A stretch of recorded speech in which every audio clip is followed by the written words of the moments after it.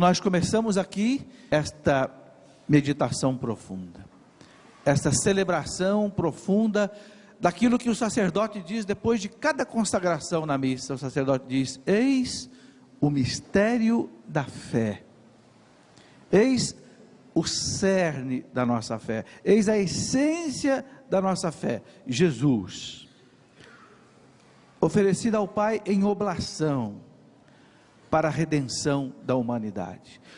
Por que aparece aí essa palavra mistério? Eis o mistério da fé. A palavra mistério quer dizer o seguinte: algo místico, e também, de certa forma, misterioso. Por quê? Porque não cabe na nossa cabeça. Se eu disser para você assim: vou dar aqui para você agora uma aula de física nuclear, você vai dizer para mim: é um mistério. É um mistério, por quê? Porque vocês não têm, a maioria de vocês não tem o conhecimento de física e de matemática suficiente para entender uma aula de física nuclear, ou de física atômica, ou de mecânica relativística. Então é um mistério. Então o mistério não é alguma coisa que está errada, não. A física nuclear está certinha, por isso que a energia nuclear está aí, e as bombas atômicas e nucleares explodem. A física nuclear está certinha, mas eu não compreendo, então para mim é um mistério. Vocês entenderam? Então a palavra mistério, quando se fala em mistério da fé, mistério da Santíssima Trindade, não quer dizer algo que esteja errado, algo que seja impossível, não, é algo que eu não entendo. Ou porque a minha inteligência é limitada como criatura, ou porque eu nunca estudei o problema. Então a igreja fala: eis o mistério da fé. Um Deus que desce do céu, se encarna como homem, se dignou assumir a nossa natureza humana. É como se um de nós pudesse um dia nascer em forma de uma flor, ou pudesse nascer em forma de um passarinho, ou pudesse nascer em forma de uma pedra, ou nascer em forma de uma formiga. Você já pensou? Você vai dizer: isso não, eu não quero ser menos do que eu já sou, eu quero ser mais. Mas Jesus fez exatamente isso. Sendo Deus infinito, Ele se tornou finito na criatura humana, sem deixar de ser Deus. Sendo todo poderoso, se fez fraco. Sendo onisciente, Ele se fez, limitado como homem, na sua sabedoria, na sua ciência. Para quê? Para, como homem, 100% como homem, sem deixar de ser Deus, Ele poder salvar o homem. E para isso padeceu numa cruz. Pagou um preço infinito diante do Pai, porque a vida de Deus é infinita, para poder resgatar, pagar o resgate de toda a humanidade que estava escravizada pelo pecado, dominada pela morte, subjugada pelo demônio. Quando há um sequestro, os sequestradores pedem fortunas para liberar o sequestrado, sob pena de matá-lo. Nós éramos sequestrados. Alguém tinha que pagar um preço enorme para libertar toda a humanidade de todos os tempos e de todos os lugares. Libertar de onde? Libertar do inferno. Libertar de uma vida eterna sem Deus. Libertar da frustração radical que uma pessoa humana pode experimentar. Alguém tinha que pagar esse preço, mas não havia ninguém na terra que pudesse pagar esse preço. Porque a ofensa a Deus, ela tem proporções infinitas. Então, o próprio Deus só é que tinha condições de pagar esse preço. Então, Ele veio pagar o preço. Para isso Ele se fez homem. Assumiu, de São Paulo, a nossa maldição. Se fez maldição por nós.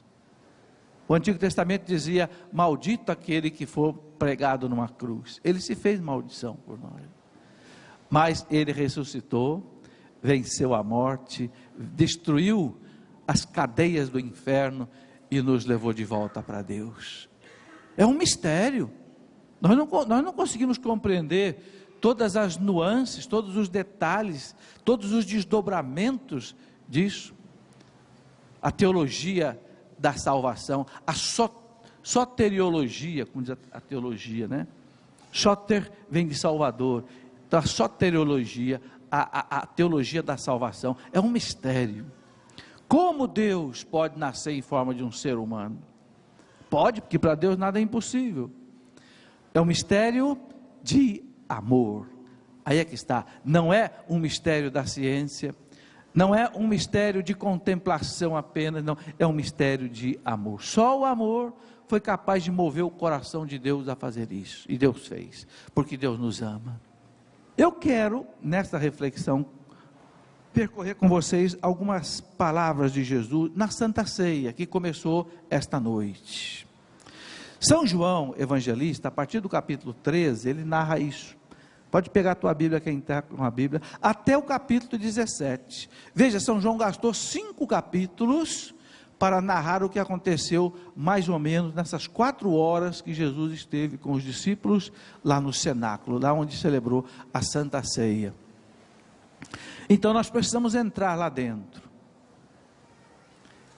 Sinta-se um convidado da Santa Ceia agora. Entre lá com Jesus e com os apóstolos. Não é? Não entrou nenhuma mulher ali, mas você pode entrar. Jesus agora autoriza você a entrar, né? Sem quebrar nenhum dogma da fé, né? Então, ali Jesus instituiu a Eucaristia. Ali Jesus instituiu o sacerdócio cristão, que só a Igreja Católica e a Igreja Ortodoxa tem, o sacerdote, né? Que tem o poder em nome de Jesus de perdoar, de celebrar. Quando ele disse, fazei isto em memória de mim, ele instituiu nesse desejo, ele instituiu o sacerdócio católico cristão. Por quê? Porque ele deu poder, ele deu delegação aos apóstolos de repetir, não repetir, a palavra está errada, de reviver, atualizar aquilo que ele fazia naquela Santa Ceia. Fazei isto em memória de mim. E a igreja faz até hoje. Todas as vezes que se celebra uma missa, e graças a Deus, são celebradas 4 missas por segundo no mundo. Um dia eu fiz essa conta. No mundo tem mais ou menos 400 mil sacerdotes católicos. Se cada sacerdote celebrar uma missa por dia, você dividir pelo número de segundos que tem num dia, é só você dividir por 24 horas, vezes 60 minutos, vezes 60 segundos, você tem 4 aproximadamente. Isso quer dizer que a cada segundo, você tem 4 missas na média. Que beleza. Eu acho que é por isso que o mundo não acabou ainda. Eu acho que é por isso. Eu acho que é isso que ainda sustenta o braço da misericórdia de Deus. Entende? Ou o braço da justiça de Deus, né?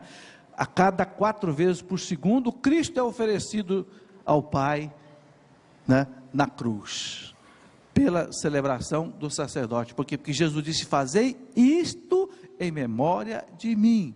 E esse memória não é lembrança, eu quero lembrar isso. O grego tem 2 palavras para falar de memória. Ele tem a mnemone, do grego, né? E tem anamnese. Os médicos fazem anamnese do doente, faz um estudo para saber qual é o histórico do doente para chegar num diagnóstico. Isso é anamnese, é lembrança. A igreja não faz anamnese, a igreja faz mnemone. Qual é o sentido de mnemone? É uma celebração no sentido de reviver, não no sentido de apenas lembrar. Não é anamnese, é mnemone. Fazer isso em memória de mim. Revivam isto, atualizem isto, porque eu estou dando a vocês, pelo sacramento da ordem, o poder de fazer isso. Então, na noite da quinta-feira santa, Jesus, a noite que ele foi traído, foi a noite que ele mais nos amou. Que coisa interessante, né?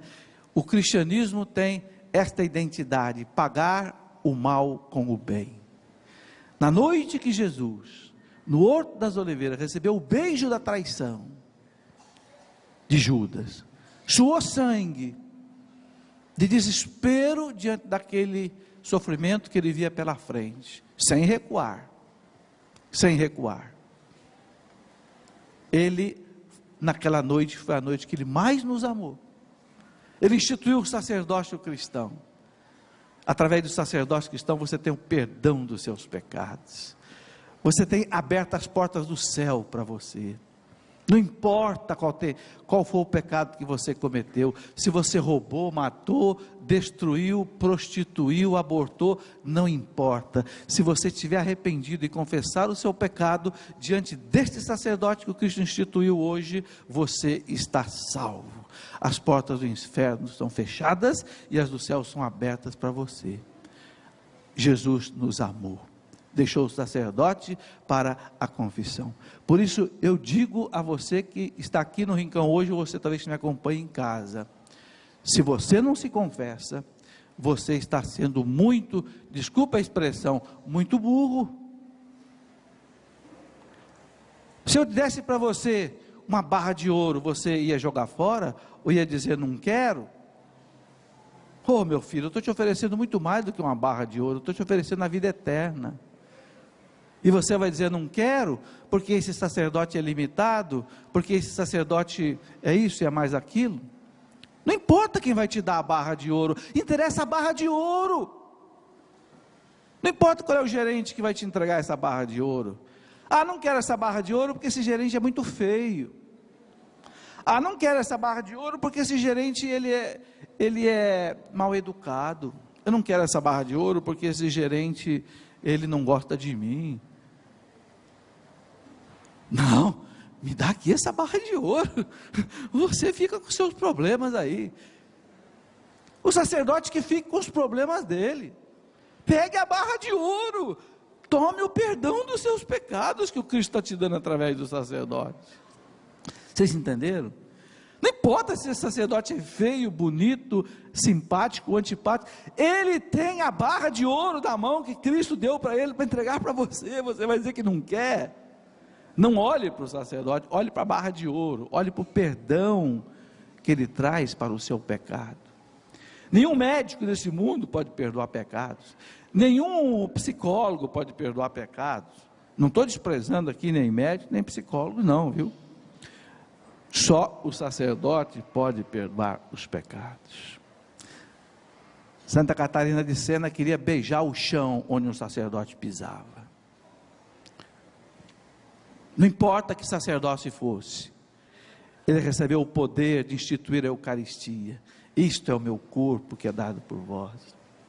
Quem come a minha carne, quem bebe meu sangue, permanece em mim, eu nele, viverá por mim. Quanta promessa na Eucaristia. Pois bem, um dia Jesus perguntou a Consolata, né? A irmã Consolata do Sagrado Coração de Jesus: Consolata, será que faltou eu fazer algo mais para manifestar o meu amor aos homens? Me diga, Consolata, se faltou alguma coisa, diga para mim que eu quero ainda fazer. Consolata disse: não, Jesus, o Senhor amou até o extremo. O Senhor não podia dar a maior manifestação de amor que o Senhor deu. O Senhor foi ao limite da morte na cruz, a morte mais cruel que a humanidade conhecia no tempo do Império Romano. O Império Romano não matava os cristãos na cruz, os romanos na cruz. Os romanos eram decapitados. São Paulo, por ser cidadão romano, não foi crucificado, foi decapitado, porque os romanos não aceitavam crucificar os próprios romanos, a não ser os romanos tidos como amotinados, rebeldes, que queriam derrubar o império. Estes sim, como exemplo, eram crucificados, né? E a história conta que na Via Ápia ali, crucificavam às vezes 2.000, 3.000, nas estradas de Roma, porque para servir de exemplo, e era uma morte terrível. Os historiadores narram que os abutres ficavam rodeando os cadáveres, e muitas vezes comiam seus olhos. Os cães ficavam no pé do crucificado, lambendo o seu sangue. Jesus passou por isso.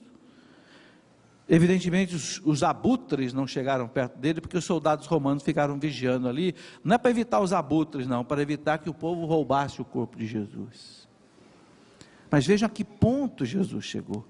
Então Consolata disse: não, Jesus, não, o Senhor não podia fazer mais nada do que fez.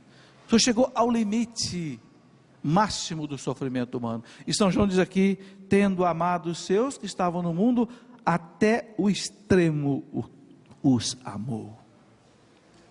Gente, nós estamos longe, muito longe, primeiro de entender o quanto Jesus nos amou e nos ama, não é amor, ama.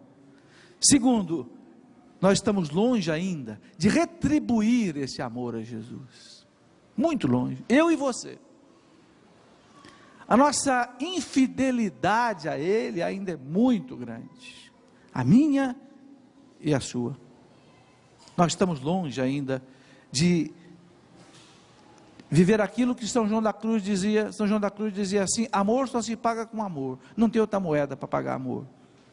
Às vezes você tenta retribuir o amor com dinheiro, com presente, mas o amor, ele é transcendente, ele supera tudo. Então, esta é a nossa caminhada, mas Jesus sabe da nossa fraqueza, Jesus sabe que nós não podemos amá-lo como na mesma intensidade com que Ele nos amou. Ele sabe isso, Ele perdoa, mas Ele quer uma coisa de nós, que nós estejamos dispostos a amá-lo. Jesus, na minha miséria, na minha fraqueza, eu não consigo, Jesus, retribuir todo o amor que o Senhor tem por mim, o que o Senhor manifestou, mas Jesus, eu vou fazer o possível, eu vou usar toda a minha liberdade, eu vou usar toda a minha vontade, eu vou usar toda a minha consciência, toda a força da minha alma para te amar. É o que Deus quer, é o que está escrito lá no Antigo Testamento: amarás o Senhor teu Deus com toda a tua alma, com toda a tua força, com toda a tua inteligência, né? Com todo o teu ser. Pronto, se a gente fizer isso, Deus já está satisfeito, porque amá-lo plenamente como Ele nos amou, ninguém será capaz mesmo, mas Ele fica satisfeito com isso, se a gente obedecer os seus mandamentos. Olha o que Jesus diz aqui em João 14:15, na Santa Ceia, não se esqueçam disso, tá? De João 13 até João 17, nós estamos na Santa Ceia. No João 14:15, ele diz assim, veja: se me amais, guardareis os meus mandamentos. Olha que bonito. Quem é que ama Jesus? Eu estou falando de responder essa fidelidade a Jesus. Nós todos amamos, não é? Graças a Deus. Como amar Jesus? O que é amar Jesus? Ele está dizendo aqui: se me amais, guardareis os meus mandamentos.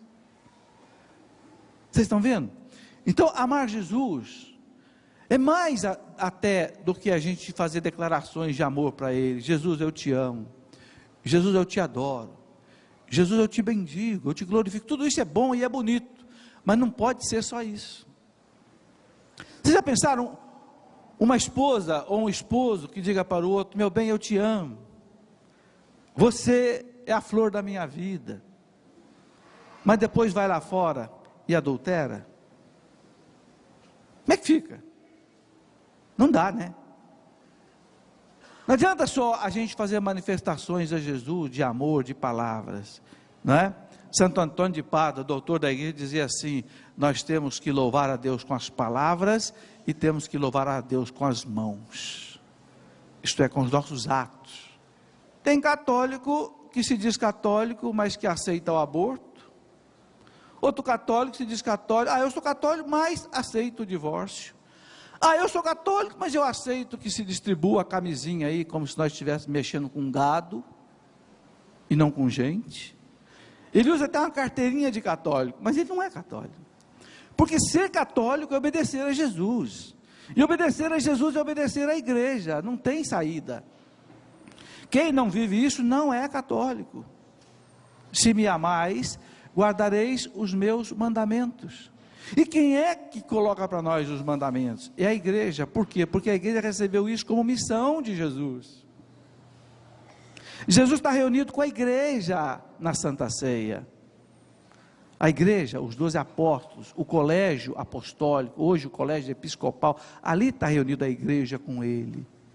E ele diz para essa igreja, não é? Por exemplo, lá em Lucas 10:16: quem vos ouve, a mim ouve. Quem vos rejeita, a mim rejeita, e quem me rejeita, rejeita aquele que me enviou. Lucas 10:16, gente, como essa palavra é forte. Jesus dizendo para a igreja, para os seus apóstolos: quem vos ouve, a mim ouve. Quem não ouve a igreja, não ouve Jesus, não é católico. Quem não obedece à igreja, não é católico, não ouve Jesus, não ouve o Pai. Por quê? Porque Jesus está dizendo: quem vos ouve, a mim ouve. Quem vos rejeita, a mim rejeita. E quem me rejeita, rejeita aquele que me enviou, o Pai. Chega de católico fajuto, gente.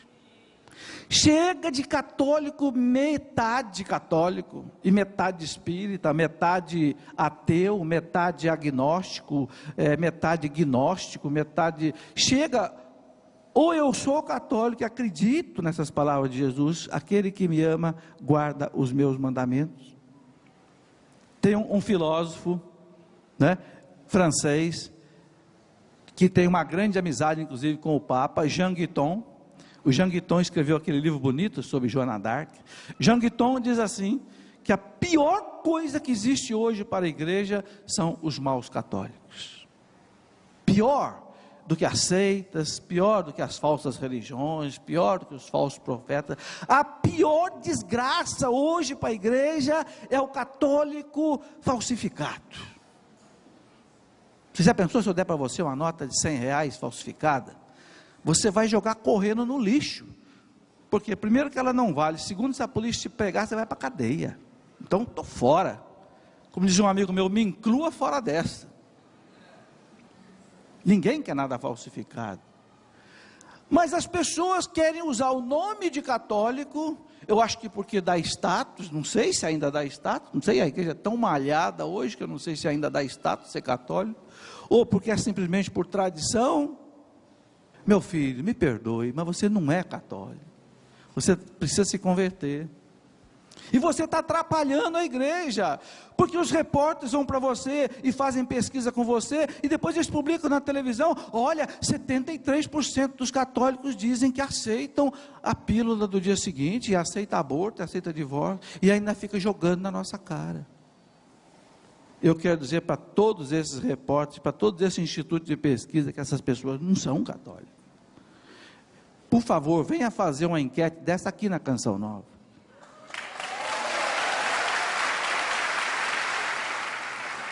Vai fazer uma enquete dessa lá com os focolarinos. Vai fazer uma enquete dessa lá com os vicentinos. Vai fazer uma enquete dessa lá com os cursilistas. Vai fazer uma enquete dessa lá com o catecumenato, e depois você divulga essa pesquisa. Essa eu quero ver. Mas não é essa pesquisa que você faz na rua, de gente que é católico, mas não vai à missa, é católico, mas não lê a Bíblia, é católico, mas não se confessa, é católico, mas não comunga, é católico, mas não reza o terço, é católico, mas não conhece a história da igreja, é católico, mas não conhece os sacramentos, é católico, mas nunca viu falar em liturgia, é católico que não sabe o que quer dizer salvação. Que católico é esse? Você conhece algum corintiano que não saiba o time do Corinthians? Você conhece algum corintiano que não sabe se o Corinthians foi campeão, não foi campeão paulista? Claro que não. Se ele é corintiano é porque ele vive, meio por burrice, mas vive aquilo ali. Não é? Agora, católico que não vibra com a igreja, católico que não obedece à igreja, católico que não obedece ao Papa, não é católico. Não é católico, sinto muito. Porque Jesus disse na Santa Ceia, uma das últimas das recomendações dele: se me amais, guardareis os meus mandamentos. E ele deu à igreja a guardar os mandamentos. A última frase que Jesus disse antes de ir para o céu, ele disse para a sua igreja, para os seus apóstolos: ide pelo mundo inteiro, pregai o evangelho a todas as criaturas, ensinai-os a observar tudo o que eu prescrevi. Quem crer e for batizado será salvo. Jesus entregou a doutrina, os sacramentos, a salvação na mão da igreja. Ide, vocês que estão aqui comigo, não são os magistrados, não são os professores, não são os médicos, não são os advogados, não são os pedreiros, não são os varredores de rua, são vocês, os meus apóstolos. Ide pelo mundo inteiro. É por isso que a igreja está no mundo inteiro. Não tem uma instituição nesse mundo, não tem um estado nesse mundo, um país nesse mundo que tenha tantos embaixadores como o Papa tem, vocês sabem disso. Que coisa antagônica, que coisa paradoxal. O Vaticano é o menor país do mundo, é um país, vocês sabem, o Vaticano é um estado independente. Ele tem leis próprias, tem vida própria, tem diplomacia própria, né? Tem uma autonomia própria, selada, né, no Tratado de Latrão de 1929, diante do mundo. O Vaticano é um país soberano, tanto é que ele tem representação diplomática na ONU. No entanto, é o menor país do mundo, em território. Se nós fôssemos falar em alqueires de terra, seria não mais do que 13, 14 alqueires de terra, é um pequeno sítio. Meu pai tinha uma fazenda de 100 alqueires de terra, meu pai, imagina, pobre analfabeto. O Papa tem 13 alqueires de terra no Vaticano, não dá nem para construir um aeroporto, não dá, por isso que o Papa pega o avião da Alitalia para viajar, porque é o único governante do mundo que não tem um avião. Ou igreja rica, ou igreja que esbanja. É preciso repensar essas bobagens, né? Que homem rico é esse que não tem um avião? Que chefe de estado é esse que não... No entanto, é o país, vou falar em país para vocês entenderem, é o estado, cidade-estado, a gente fala cidade-estado do Vaticano, que tem a maior representação diplomática no mundo. O mundo tem em torno de 200 países, mais ou menos, reconhecidos pela ONU. O Vaticano tem cerca de 187 núncios apostólicos, isto é, embaixadores do Papa, representantes do Papa. Por quê? Porque Jesus disse: ide vocês ao mundo inteiro, levai a todas as criaturas o que eu prescrevi. Então a igreja não quer saber, ela vai no Japão, ela aprende a falar japonês, ela vai em Xangai, na China, ela vai lá no Vietnã, no meio da guerra, ela vai na Ásia, na África, na Europa, na Oceania, onde tiver um ser humano, a igreja vai. O braço estendido da igreja é o braço estendido de Cristo. Nós temos que entender isso. A igreja é o corpo místico de Cristo, a igreja é o braço de Cristo, Ele é a cabeça da igreja, mas nós temos que entender, nós Papa, nós bispos, nós sacerdotes, nós diáconos, nós ministros, nós povo, leigo, nós somos braços e mãos de Cristo. Onde chega um missionário da igreja, chegou Jesus Cristo. É célebre aquela frase da Madre Teresa de Calcutá, não é?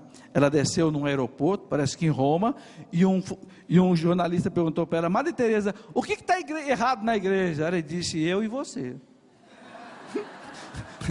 aí que está errado. Eu e você. Por quê? Porque eu sou a igreja, você é a igreja. Não vem perguntar quais são os erros da igreja, pergunta quais são os nossos erros. Ou você não é batizado? Gente, nós somos igreja. Eu estou aqui na Canção Nova, acompanho o Padre Jonas há 35 anos. Mas eu não estou ao lado do Padre Jonas por causa do Padre Jonas apenas. Claro que muito por causa dele. Eu não estou na Canção Nova por causa da Canção Nova apenas. Eu estou na Canção Nova por causa da igreja. Porque a igreja me colocou ao lado do Padre Jonas, e a igreja me colocou na Canção Nova. Mas se a igreja tivesse me colocado no Cursilho, nos Vicentinos, eu estaria lá. Me colocou aqui, as portas se abriram aqui, a minha capacitação se adequou com a oferta que eu encontrei aqui há 35 anos. Estou aqui, quero morrer aqui, trabalhando aqui.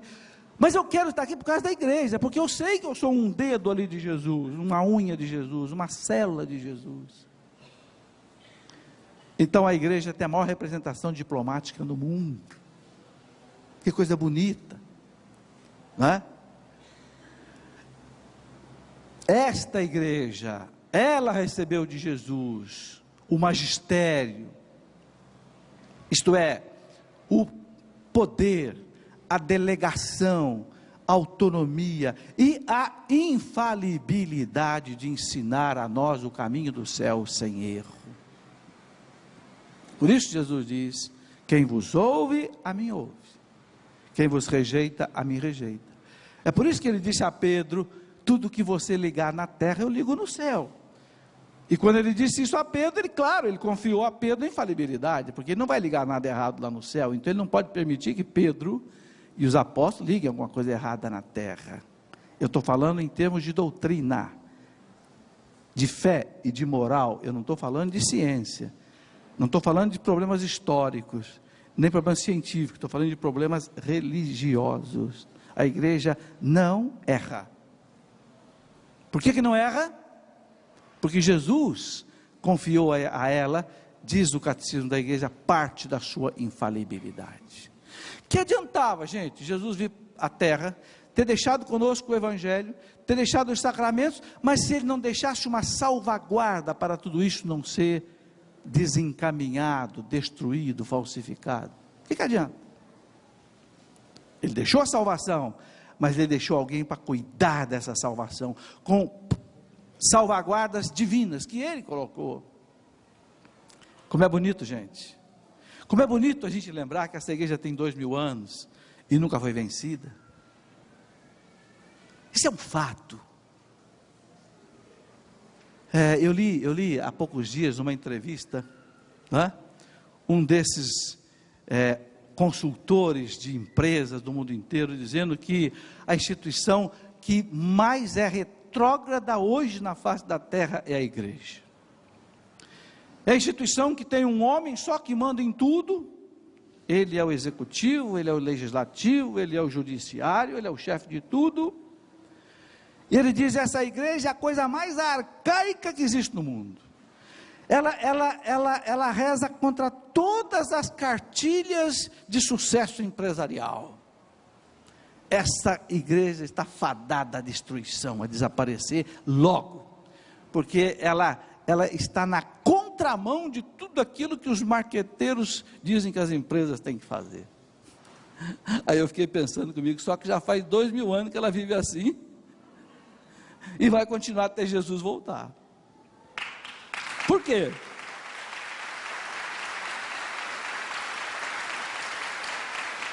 Porque esses homens que não conhecem a igreja, não sabem o que é a igreja, pensam que a igreja é uma democracia, que é o povo que faz as leis. Não é, é Deus que faz as leis da igreja. As leis já nos foram dadas, o catálogo não vem de uma constituinte, o catálogo vem do céu.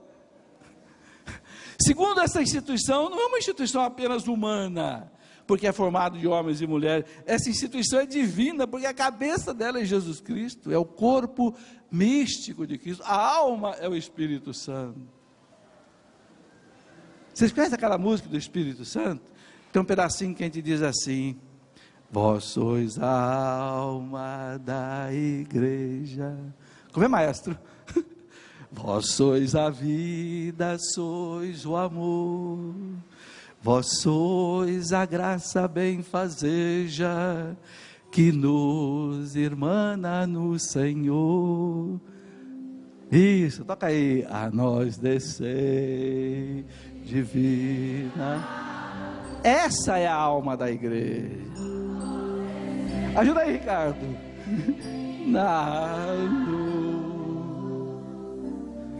Em nossas almas acender o amor de Jesus, o amor de Jesus. De novo aquele pedacinho: vós sois a alma da igreja. Sois a alma da igreja. Está aí, gente, é por isso que essa igreja jamais será vencida. Sois o amor, vós sois a graça benfazeja, vós sois a graça benfazeja, que nos irmana no Senhor, que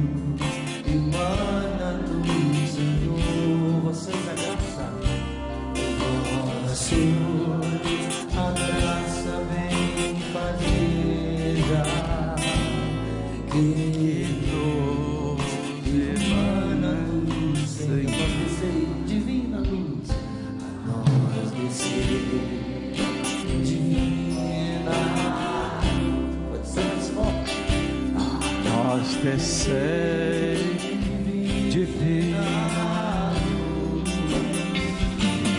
em nossas almas acendei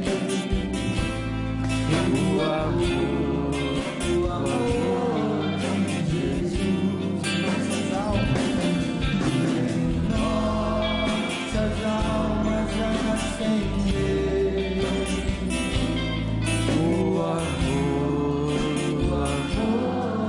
de Jesus. Obrigado, Ricardo. Obrigado, maestro. Valeu. Por que essa igreja é invencível? Porque ninguém consegue cortar a cabeça do Espírito Santo. Ninguém consegue prender o Espírito Santo. Ninguém consegue prender Jesus.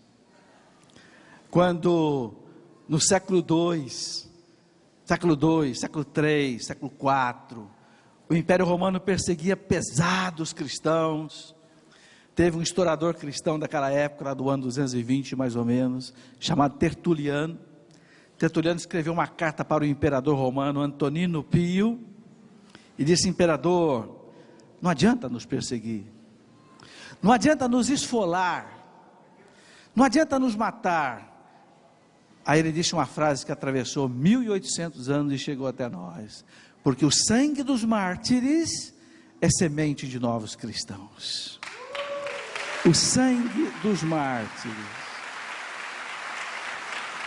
é semente de novos cristãos. Então, meus irmãos católicos fiéis, meus irmãos católicos de verdade, e se você não é católico ainda de verdade, eu não estou te ofendendo e nem estou te afastando, não. Venha ser católico de verdade. Venha passar uma Semana Santa aqui na Canção Nova, que você sai católico de verdade daqui.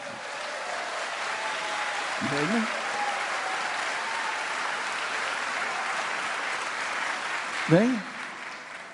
Então eu quero dizer para os católicos que são convictos, católicos, quando você lê essas bobagens que as pessoas escrevem nos jornais, na televisão, contra a igreja, que a igreja é antiquada, que a igreja é obscurantista, que a igreja é medievalista, que a igreja vai acabar porque os cristãos vão acabar, os católicos vão acabar, você que é católico de verdade, eu quero dizer o seguinte: dê risada de tudo isso.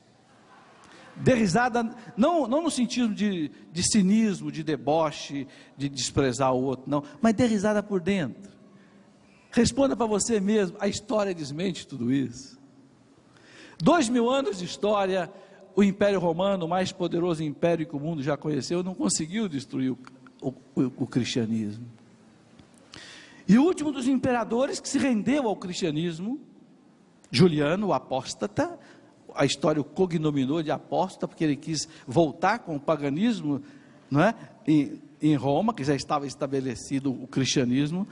Juliano apóstata morreu lá por volta do ano 390, com essa palavra nos lábios: tu venceste, ó Galileu. Tu venceste, ó Galileu. Por quê? Porque aquele Galileu era lá da Galileiazinha, desprezado, pertencia ao Império Romano, hein? A Galileia pertencia ao Império Romano. Você, Galileu, ele não ousou dizer Jesus Cristo, você, Galileu, derrubou o Império Romano, sem dar um tapa, sem matar uma pessoa, sem usar uma espada, sem usar uma carruagem de guerra. Tu venceste, ó Galileu. E diz o historiador que esse homem morreu com essa palavra nos lábios. Foi o último imperador romano que tentou ainda voltar ao paganismo no Império Romano, mas viu que não dava mais. Por quê? Porque o cristianismo foi semeado no Império com sementes de sangue. E quando você semeia com semente de sangue, ninguém mais consegue arrancar essa planta. É por isso que a igreja é cheia de mártires. Todos os lugares onde o cristianismo chegou, meus irmãos, ela regou a terra com mártires. Não sei se vocês já fizeram essa reflexão. Quando o cristianismo entrou na Europa, foi um banho de sangue. Quando o cristianismo chegou lá na Ásia, no Vietnã, na China, foi um banho de sangue. Quando a igreja chegou aqui na América, houve um banho de sangue. Quando a igreja chegou nos Estados Unidos, houve um banho de sangue. Todos os lugares, a igreja primeiro rega o solo com o adubo do seu próprio sangue. E aí essa planta que nasce, ninguém mais arranca. É impressionante, porque é o próprio sangue de Cristo. Nós não somos o corpo de Cristo. Então, quando o seu sangue é derramado, em nome de Cristo, é derramado o sangue de Cristo. E onde o sangue de Cristo cai, meu amigo, esta planta não morre jamais. A igreja, ela tem 2000 anos. Nunca na história dessa igreja, meus irmãos, nunca um papa revogou um ensinamento doutrinário, dogmático de um outro papa. Nunca. Por quê? Porque quem ensina a igreja não são os papas, é o Espírito Santo. E o Espírito Santo, ele não revoga algo que ele mesmo ensinou, ele não se contradiz. O Espírito Santo não pode ensinar para a igreja uma coisa no século X, diferente daquilo que ele ensinou no século V, ou no século XX ou XXI. Por isso o credo que nós rezamos, nesses 20 séculos, é o mesmo credo do século I, é o símbolo dos apóstolos. Aquilo que os apóstolos, vocês sabem por que foi que inventou o credo? Por que a igreja reza o credo? O credo não está na Bíblia, ninguém vai encontrar o credo na Bíblia. Está na tradição da igreja. Por que está na tradição da igreja? Porque naquele tempo, quando começou a catequese forte por parte dos apóstolos e dos demais apóstolos e bispos que foram sucedendo os apóstolos, não se escrevia. Escrever, vocês sabem, era uma coisa muito difícil. Escrever na época de Jesus era uma arte, era uma profissão. Chamava-se escriba. Os sujeitos usavam um equipamento especial. Era uma pena de ganso especial, com tinta especial, com pele de carneiro, porque em Jerusalém não tinha papiro, o papiro é do Egito. Então escrever, tanto é que quando acharam os pergaminhos de Qumran, é tudo rolo de pele de carneiro. Então coitado do povo, o povo não escrevia, o povo não sabia nem escrever nem ler na época de Jesus. Então o que os apóstolos fizeram? Fizeram o povo guardar o credo, as 12 verdades básicas da fé cristã. Por isso chama-se o símbolo dos apóstolos, o sinal dos apóstolos, a marca dos apóstolos. Quem não vive o credo não é cristão, não é católico. Creio em Deus Pai, Todo-Poderoso, Criador de todas as coisas visíveis e invisíveis, né? O credo mais longo, o niceno-constantinopolitano, ele é mais explícito. Creio em Jesus Cristo, creio na igreja, creio no Espírito Santo, creio na ressurreição da carne, creio na vida eterna, creio, é o nosso símbolo. Por isso, na vigília pascal do sábado, nós vamos rezar esse creio aqui, né? Por quê? Porque é o símbolo da fé. Esse creio, meus irmãos, ele não tem 100 anos, esse creio não tem 200 anos, esse creio tem 2000 anos. 2000 anos, não existe na face da terra uma instituição que reze o seu credo há 2000 anos, a não ser a igreja católica. E alguém vem dizer para mim que o marketing da igreja católica está furado, que a igreja católica vai acabar, se o Império Romano foi vencido por essa igreja, como diz Daniel Rupes, a cruz, a espada se ajoelhou diante da cruz. O império se ajoelhou diante da igreja, o Império Romano. Se o nazismo quis destruir a igreja e desapareceu, se o comunismo quis destruir a igreja e desapareceu, se o fascismo também perseguiu de certa forma a igreja e desapareceu, pode parar, essa igreja é invencível. E ela é invencível por quê? Aí que você tem que entender agora, porque ela recebeu de Jesus a missão de nos levar para o céu, de levar o último homem que existia na face da terra para o céu. Então, enquanto Jesus não voltar, a gente não sabe quando, mas enquanto nascer um homem na face da terra, uma mulher na face da terra, antes de Jesus chegar, a verdade salvífica da igreja tem que chegar a essa criatura, porque Jesus não quer perder ninguém. Então, para isso, ele colocou na igreja a salvaguarda da infalibilidade e da invencibilidade.